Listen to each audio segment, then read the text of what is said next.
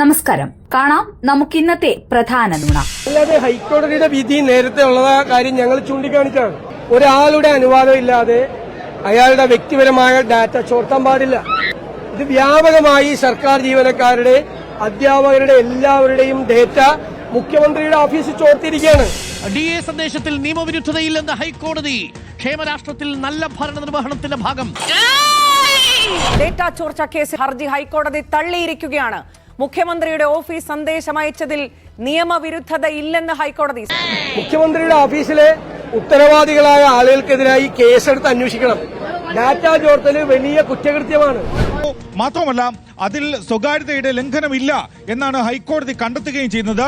വ്യക്തിഗത വിവര ചോർച്ചയും കണ്ടെത്താനായിട്ടില്ല എന്നാണ് ഹൈക്കോടതി ഇപ്പോൾ കണ്ടെത്തിയിട്ടുള്ളത്. ഭരണനിർവഹണത്തിന്റെ ഭാഗമായി സന്ദേശങ്ങൾ അയക്കാം. DA സന്ദേശം സ്വകാര്യതയുടെ ലംഘനമല്ലെന്നും ഹൈക്കോടതി. ഡാറ്റ എന്ന് പറയുന്നത് വിലപ്പെട്ട സ്വത്താണ്. അത് അറിയാത്തവരാണോ മുഖ്യമന്ത്രിയുടെ ഓഫീസിൽ ഇരിക്കുന്നത്?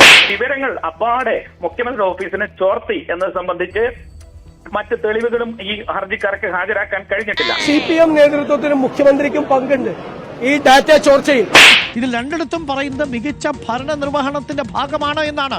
അതായത് കേസിന് പോയി ഹൈക്കോടതിയിൽ നിന്ന് സംസ്ഥാന സർക്കാരിന് സർട്ടിഫിക്കറ്റ് കൂടി വാങ്ങിച്ചു കൊടുത്തിരിക്കുന്നു എന്ന് വേണമെങ്കിൽ പറയാം, അല്ലേ? ഒരു മെസ്സേജ് പോലും അയക്കാൻ പാടില്ല. അത് ഡേറ്റ പുറത്തുവിടാൻ പാടില്ല. ഡേറ്റയ്ക്ക് ഒരു സുരക്ഷിതത്വം ഉണ്ട്, ഡേറ്റ സെക്യൂരിറ്റി ഉണ്ട്. ഇവരൊക്കെ ഏത് കാലത്താണ് ജീവിക്കുന്നത്?